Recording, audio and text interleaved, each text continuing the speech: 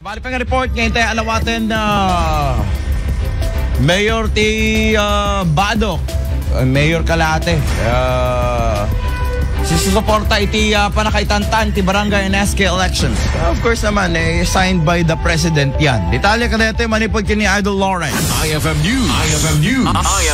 IFM News. Si susuportar iti sigod nga ABC President kaitan ket Mayor iti ili ti Badok ani Mayor Virgilio Kalahate iti panagpirma ni Presidente Ferdinand Marcos Jr. iti panakaitantan ti barangay and SK elections.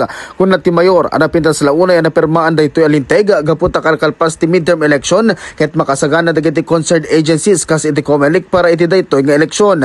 Imbatad na apag sayaatan ti amin daytoy a panakaitantan na gaputa agpapan kadagitoy ket adadapay laeng iti transition period. Napintas unay ang kanan iti finality daytoy nga gakat iti gobyerno nasyonal ti panakanayon ti panagserbi iti barangay official from 3 years to 4 years tapnon ti kasta ket ma-final mat daytoy nga pagsaritaan ket daytoy mat nagapospon na makita tayo mat nga kalkalpas iti election ket siguro napinpintas ti panagsagana digiti apong concerned agency tapnon ti kasta ket isud gapo na postpone iti sumarunong tawon pailaan.